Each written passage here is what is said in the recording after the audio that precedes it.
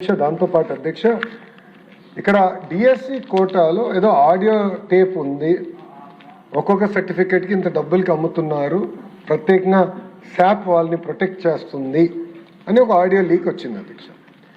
Audio leak వచ్చిన వెంటనే SAAP ఇమ్మీడియట్గా కంప్లైంట్ ఇచ్చి మన విజయవాడ కమిషనరేట్కి కంప్లైంట్ ఇచ్చి ఆ వ్యక్తి ఎక్కడున్నారో ఎత్తికి అతన్ని పైన కేసు పెట్టి అతని జ్యుడిషియల్ రిమాండ్ కూడా పంపించిన ఘనత ప్రజాప్రభుత్వాన్ని అధ్యక్ష.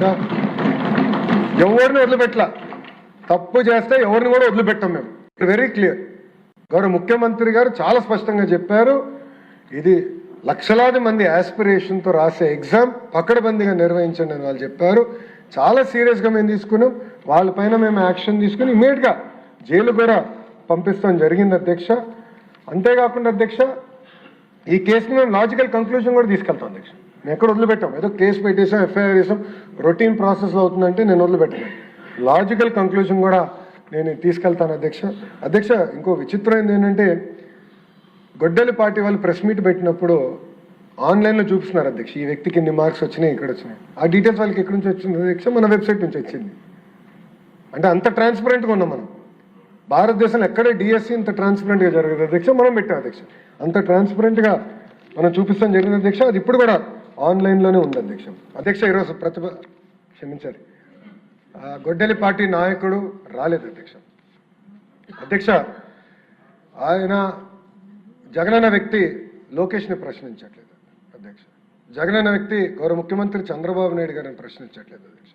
జగనన్న వ్యక్తి ప్రభుత్వాన్ని ప్రశ్నించట్లేదట అధ్యక్ష. జగనన్న వ్యక్తి అంబేద్కర్ గారిని ప్రశ్నిస్తున్నారు అధ్యక్ష. ఎందుకంటున్నానంటే, ఇది అంబేద్కర్ గారు రాజ్యాంగంలో రిజర్వేషన్ విధానం తీసుకొచ్చిన వ్యక్తి, అది మేము పాటిస్తున్నాం. వర్టికల్ హారిజాంటల్ రిజర్వేషన్ పారదర్శకంగా నిర్వహించాల లక్ష్యంతో మేమున్నాం. అంబేద్కర్ గారిని ప్రశ్నిస్తున్నారు అధ్యక్ష గొడ్డలి పార్టీ నాయకుడు అధ్యక్ష. దానికి సమాధానం చెప్పమనండి అధ్యక్ష. ముందు అధ్యక్ష, ప్రెస్ మీట్లు ఎందుకు అధ్యక్ష? రమ్మనండి హౌస్కి, ఎందుకు రాలేదైనా? నేను ఛాలెంజ్ చేశాను అధ్యక్ష, ఇది 4వ ఛాలెంజ్, 4వసారి ఛాలెంజ్ చేస్తాను. టైమ్ డేట్ మీరు ఫిక్స్ చేయండి, డిబేట్కి నేను ready. I'm ready. In the house, out side the house, I'm ready. నేనేం పారిపోట్లా. మీలాగా నా పైన సిబిఐ కేసులు లేదు, మీలాగా నేను బెయిల్ పైన లేను. నేను ఎక్కడికి వెళ్ళాలంటే నేను కోర్టుకు వెళ్ళి పర్మిషన్ తీసుకోవాల్సిన అవసరం నాకు లేదు, అది మీకుంది, నాకు లేదు. పారదర్శకంగా నేను నిర్వహిస్తున్నా అధ్యక్ష. Come to the house and debate. I'm challenging you today. వాళ్ళ ఫేస్బుక్లో పెడతారు అధ్యక్ష, ఎక్స్లో పెడతారు, డిబేట్ నుంచి మేము పారిపోయాం. అరే డిబేట్ చేస్తున్నారా భయ్, రా, కమ్, కూర్చోండి అక్కడ. మీకు మంచి ఒక బ్లాక్ కూడా ఉంది రెడీగా, ఖాళీగా 11 మంది పట్టేదానికి నీట్గా ఉంది. రండి, కూర్చోండి, చర్చిద్దాం. సలహాలు సూచనలు ఉంటే ఇవ్వండి, విల్ టేక్ ఇట్ అప్. అంతేగాని అంబేద్కర్ గారు రాసిన రాజ్యాంగం మటుకు మీరు ప్రశ్నిస్తే ఒప్పుకునేందుకు మేము సిద్ధంగా లేం. తప్పనిసరిగా పారదర్శకంగా మేము నిర్వహిస్తాం. ఇంకొక 3 డిఎస్సీలు ఎన్నికల ముందర ప్రజాప్రభుత్వం నిర్వహించి ప్రభుత్వ పాఠశాలను బలోపేతం చేసే బాధ్యత మేము తీసుకుంటాం అధ్యక్ష.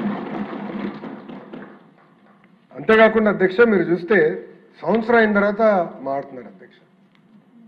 మొత్తం ప్రోగ్రామ్ అయిపోయింది, టీచర్లు ట్రైనింగ్ అయిపోయింది, అంతా అయిన తర్వాత సంవత్సరం తర్వాత వచ్చి ఇప్పుడు ఏదో అవకతవకలు జరిగినాయి. అంటే ఎక్కడో కాక్రోచ్ జనతా పార్టీ యాజిటేషన్ చేసింది, అది ఆదర్శంగా తీసుకుందాం. మేము కూడా ఆయన అన్నాడు కదా, నేను కూడా ఒక కాక్రోచ్ అని ఆయన అన్నాడు. ఆయన కాక్రోచ్ అంట. రమ్మనండి, రమ్మని చెప్పండి హౌస్కి, వీఆర్ రెడీ టు డిబేట్. సలహా సూచనలు ఇవ్వండి, సిస్టమ్ని ఇంకా స్ట్రెంథెన్ చేస్తాం. అంతేగాని 3 గంటలు ప్రెస్ మీట్ పెట్టి మేమైతే సిద్ధంగా లేము. చాలా స్పష్టంగా సమాధానం చెప్పేదానికి మేము సిద్ధంగా ఉన్నాం. నేను మళ్ళీ ఛాలెంజ్ చేస్తున్నా, come to the house, come set. ఇంకో 3 రోజులు ఉంది, ఈ రోజు కలిపితే 4 రోజులు ఉంది, రండి హౌస్కి రండి. ఆయన ఇంకా బెంగళూరులో ఉన్నట్టున్నాడు అధ్యక్ష, ఇంకా వచ్చినట్లేడు తాడేపల్లికి, ఇంకా బెంగళూరులోనే ఉన్నాడు ఆయన. మళ్ళీ ప్రత్యేక విమానం తీసుకుని రావాలి. ఆయన వస్తే వీఆర్ రెడీ టు ఆన్సర్ అధ్యక్ష, దాంట్లో ఎలాంటి సందేహం లేదు అధ్యక్ష. అధ్యక్ష, గౌరవ సభ్యులు ఒక విషయం కూడా తెలుసుకోవాలి అధ్యక్ష. 2019 నుంచి 24 వరకు సుమారుగా 12 లక్షల మంది పిల్లలు ప్రభుత్వ పాఠశాలల నుంచి ప్రైవేట్ పాఠశాలకు వెళ్ళిపోయారు అధ్యక్ష. ఎందుకంటే టీచర్ లేరు, టీచర్ నియామకం లేదు. దానివల్ల చాలా తీవ్రంగా నష్టపోయింది నిరుపేద కుటుంబాల అధ్యక్ష. అందుకే అధ్యక్ష, ఉపాధ్యాయులకి మేము పెద్దపీట వేస్తున్నాం. ఉపాధ్యాయుల్ని మేము మనస్ఫూర్తిగా గౌరవిస్తున్నాం. ఉపాధ్యాయుల దగ్గర నుంచి సలహాలు సూచనలు తీసుకుంటున్నాం. బెస్ట్ టీచర్ని నేను నెలకొకరిని కలుస్తున్నా. రేపు క్లస్టర్ మీటింగ్ ఉంటే 22వ తారీఖు విజయనగరం జిల్లా కూడా వెళ్తున్నా. క్లస్టర్ మీటింగ్లో నేను పాల్గొంటున్నా. డైరెక్ట్గా వాళ్ళ దగ్గర నుంచి ఫీడ్బ్యాక్ తీసుకోవాలి లక్ష్యంతో పనిచేస్తున్నా. ఆల్రెడీ కొంతమంది బెస్ట్ టీచర్స్ సగం మంది సింగపూర్ కూడా వెళ్ళొచ్చారు. వెళ్ళొచ్చిన తర్వాత వాళ్ళు తిప్పి నాకు ప్రెజెంటేషన్ కూడా చేశారు. అక్కడ ఏం నేర్చుకున్నారు, ఏం మనం అమలు చేయొచ్చు అని. ఇప్పుడు ఇంకో సెట్ ఫిన్లాండ్కి పంపించాడు. ఇంకో సెట్ ఆఫ్ టీచర్స్ ఫిన్లాండ్కి వెళ్ళారు. ఇన్ఫాక్ట్ కమిషనర్ గారు కూడా వెళ్ళాల్సిన అవసరం ఉంది. కానీ డిఎస్సి పైన డిస్కషన్ ఉంటుంది, మీరు ఉండండి అని నేను రిక్వెస్ట్ చేశాను. అంటే మేడం గారు కూడా ఫిన్లాండ్కి వెళ్ళి ఫిన్లాండ్ మోడల్ ఆఫ్ ఎడ్యుకేషన్ నుంచి మనం ఏం నేర్చుకోవచ్చు, అది ప్రభుత్వ పాఠశాలలో ఎలా అమలు చేయాలి అని దానిపైన కూడా చాలా సీరియస్గా తీసుకుంటున్నాం అధ్యక్ష. అట్లా ఒక పారదర్శకంగా మేము నిర్వహిస్తున్నాం అధ్యక్ష. అధ్యక్ష, కుంభకోణాలు అనేది వాళ్ళకి, ఆ వ్యక్తికి, జగనన్న వ్యక్తికి, ఆ కుటుంబానికి పేటెంట్ అధ్యక్ష. వాళ్ళు పేటెంట్ అధ్యక్ష. ఎందుకంటే డిఎస్సిలో కూడా గతంలో ఆనాడు రాజశేఖర రెడ్డి గారు ముఖ్యమంత్రిగా ఉన్నప్పుడు డిఎస్సి ఇట్లనే వాళ్ళు సరిగా నిర్వహించకుండా లీక్ అయింది అధ్యక్ష పేపర్. ఆనాడు అధ్యక్ష రవీంద్రనాథ్ రెడ్డి గారు వాళ్ళ మేనమామనే ఈ స్కామ్ చేసి ఓఎంఆర్ షీట్స్ అని హైదరాబాద్ తీసుకెళ్లారు అధ్యక్ష. హైదరాబాద్లో చేద్దాం డిఎస్సిని మొత్తం వాళ్ళ మనుషులకి ఇద్దామని. అప్పుడు ఆనాడు తెలుగుదేశం పార్టీ ప్రతిపక్షంలో ఉన్నప్పుడు పెద్ద ఎత్తున గౌరవ సభ్యులందరూ పోరాడితే డిఎస్సిని ఏకంగా ఆనాడు క్యాన్సిల్ చేశారు అధ్యక్ష. అలాంటి పరిస్థితి వాళ్ళు తీసుకొచ్చారు అధ్యక్ష. అది వాళ్ళకి పేటెంట్ అధ్యక్ష. 1,80,000 మంది టీచర్ పోస్టులు భర్తీ చేసిన పేటెంట్ తెలుగుదేశం పార్టీ అధ్యక్ష. డిఎస్సి మా పేటెంట్. పారదర్శకంగా నిర్వహిస్తాం. ముందు ఇది కూడా తీసుకెళ్తాం అధ్యక్ష. ఇది నా కమిట్మెంట్ అధ్యక్ష. యువతకి నేను కమిట్మెంట్ ఇస్తున్నా. ఎందుకంటే పాదయాత్రలో వాళ్ళు కలిసా, వాళ్ళ ఆస్పిరేషన్స్ నేను నేరుగా తెలుసుకున్నా. I'm committed to it. DSC నిర్వహిస్తాం. ఇంతేకాకుండా గ్రూప్స్ కూడా చాలా పకడ్బందీగా నిర్వహిస్తాం. దాన్ని కూడా ఒక గ్రూప్ ఆఫ్ మినిస్టర్స్ ఇన్ఫార్మ్లో కూర్చుని టైం బాండ్ ప్రోగ్రామ్ మేమే పెట్టుకుని అది నిర్వహించే ప్రక్రియలో మేము వెళ్తున్నాం అధ్యక్ష. అందుకే గౌరవ సభ్యులందరూ కూడా కోరేది ఇది డిస్కస్ చేయాలి, చర్చించాలి.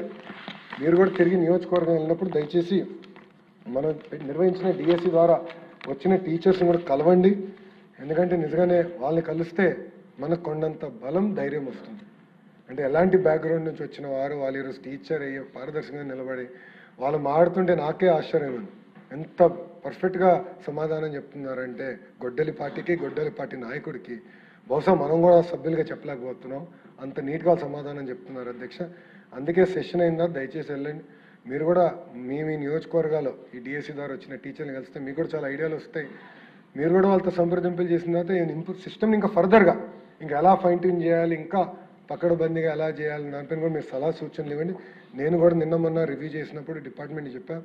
ఎట్లయితే టీచర్ ట్రాన్స్ఫర్ యాక్ట్ తీసుకొచ్చామో టీచర్ రిక్రూట్మెంట్ కూడా బహుశా ఒక బలమైన యాక్ట్ తీసుకొచ్చి ఈ ప్రాసెస్ మొత్తం టైట్ చేస్తే శాశ్వతంగా ఈ మెకానిజం ఉండాలి. సో రేపు ఎందుకంటే మంత్రిగా నేను శాశ్వతం కాదు అధ్యక్ష, రేపు వేరే వాళ్ళు వస్తారు మంత్రి, కానీ వ్యవస్థ శాశ్వతం అధ్యక్ష. Education department is permanent. వ్యవస్థ శాశ్వతంగా ఉండాలన్నప్పుడు 100 సంవత్సరాలు ఈ వ్యవస్థ ముందరికి వెళ్ళాలంటే మెకానిజం కూడా బలోపేతం చేయాల్సిన అవసరం ఉంది అధ్యక్ష. అందుకే మేము అది కూడా డిస్కస్ చేస్తున్నాం. టీచర్ ట్రాన్స్ఫర్ యాక్ట్ ఎట్లయితే చేసాం అదేవిధంగా టీచర్ రిక్రూట్మెంట్ కూడా ఒక అద్భుతమైన యాక్ట్ తీసుకొస్తే బాగుంటుందని కూడా మేము చర్చిస్తున్నాం అధ్యక్ష. కానీ ఏది ఏమైనా పారదర్శకంగా డిఎస్సి నిర్వహించాం.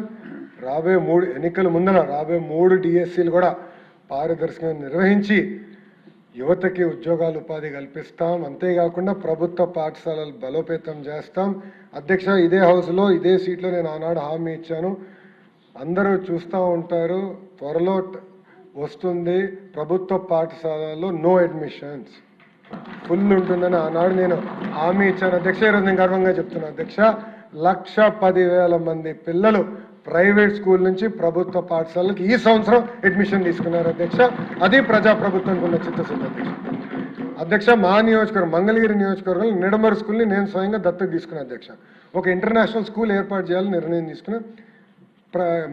కరికులం మొత్తం రీవ్యామ్ చేసాం, స్కూల్ ఇన్ఫ్రాస్ట్రక్చర్ రీవ్యామ్ చేసాం అధ్యక్ష. అధ్యక్ష ఏదో కార్యక్రమానికి మంగళగిరికి వెళ్ళారు అధ్యక్ష. ఒక తల్లి వచ్చి నాతో గొడవ పెట్టుకున్నది, గట్టిగా అరుస్తుంది అధ్యక్ష. నాకు పాప ఉంది, పాపకి అడ్మిషన్ కావాలి. జనరల్గా ఏమనుకున్నానంటే ఏదో ప్రైవేట్ స్కూల్లో ఇక్కడ అడ్మిషన్ కావాలంటుందని. లేదు, నిడమర్లో కావాలి అడ్మిషన్, నువ్వు ఫోన్ చేసి చెప్పే హెచ్ఎంకి ఇస్తుంది కదా అని. అయినా తల్లి హెచ్ఎం గారు నేను చెప్పిన హిందూ మేడం గారు చాలా స్ట్రిక్ట్ మేడం, ఎగ్జామ్ రాయాల్సిందే మీ పాప. నిడమరు స్కూల్కి ఎగ్జామ్స్ పెడుతున్నారు అధ్యక్ష. ప్రభుత్వ పాఠశాలలోకి పిల్లలు తీసుకున్నాక ఎగ్జామ్స్ నిర్వహిస్తున్నారు అధ్యక్ష. చాలామంది నియోజకవర్గాలు మారి మా నియోజకవర్గానికి వచ్చి ఈరోజు ఆధార్ ఇక్కడిది పెట్టుకుని అప్లై చేస్తున్నారు అధ్యక్ష అడ్మిషన్. ఇది అమెరికాలో చూసేవాళ్ళు అధ్యక్ష. School district concept. ఒక మంచి స్కూల్ ఉన్న డిస్ట్రిక్ట్ ఉంటే తల్లిదండ్రులు ఆ డిస్ట్రిక్ట్కి వెళ్తారు, అంటే ఆ ఏరియాకి వెళ్ళి ఉంటారు అధ్యక్ష. అది స్కూల్ డిస్ట్రిక్ట్ కాన్సెప్ట్. ఆ కాన్సెప్ట్ ఇప్పుడు కనపడుతుంది అధ్యక్ష. గౌరవ మంత్రి గారు నారాయణ గారు కూడా ఇట్లానే 2 స్కూల్స్ దత్తత తీసుకున్నారు, అద్భుతంగా చేస్తారు. గంటా శ్రీనివాసరావు గారు ఒక స్కూల్ దత్తత తీసుకున్నారు, అద్భుతంగా చేశారు అధ్యక్ష. మీరు కూడా అనేక స్కూల్స్లో కంప్యూటర్ ల్యాబ్స్ మీరు ఏర్పాటు చేశారు. ఇక్కడ ఉన్న గౌరవ సభ్యులందరూ కూడా చాలా అద్భుతంగా సొంతంగా దత్తత తీసుకున్న స్కూల్స్ని ఒక ప్యాషన్గా స్కూల్స్ అన్ని తయారు చేస్తున్నారు అధ్యక్ష. నా లక్ష్యం ఒకటే, అన్ని ప్రభుత్వ పాఠశాల ప్రైమరీ అవ్వచ్చు, హై స్కూల్ అవ్వచ్చు, ఏ రోజైతే అన్ని ప్రభుత్వ పాఠశాలలో నో అడ్మిషన్స్ హౌస్ఫుల్ అని బోర్డు ఉంటుందో ఆ రోజు I believe have done justice to school education system in the state of Andhra Pradesh అధ్యక్ష.